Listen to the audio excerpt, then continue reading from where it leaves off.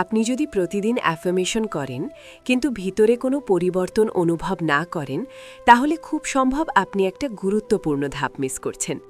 কারণ অ্যাফার্মেশন কাজ না করার প্রধান কারণটা পদ্ধতিতে, কথায় না। আমরা সাধারণত কি করি?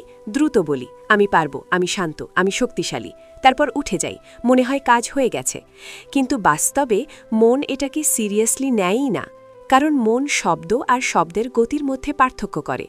যখন আপনি খুব দ্রুত কিছু বলেন সেটা মনের কাছে একটা আওয়াজ মাত্র, কিন্তু যখন ধীরে বলেন মন সেটা শুনতে শুরু করে।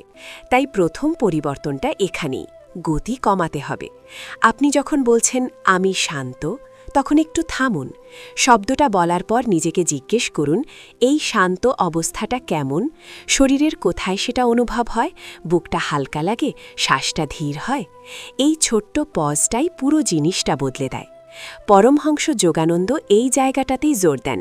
তিনি বলেন, শব্দকে অনুভূতিতে নামাতে না পারলে অ্যাফার্মেশন শুধু শব্দই থেকে যায়।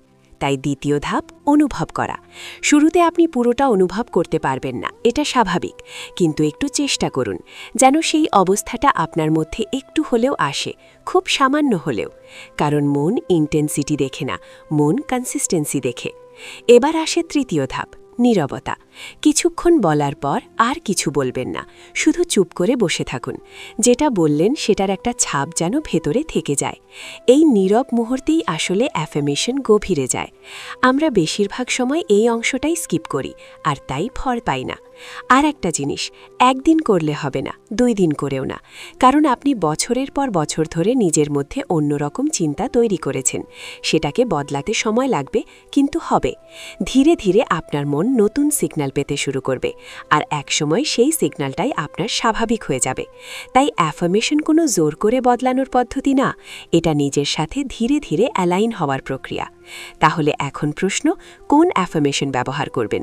কোন শব্দগুলো আসলে সত্যিই কাজ করে? কারণ সব শব্দ একই রকম শক্তিশালী না। পরের ভিডিওতে আমরা দেখব কিছু নির্দিষ্ট অ্যাফার্মেশন যেগুলো শুধু ভালো শোনায় না, সত্যিই ভিতরের পরিবর্তন আনতে পারে।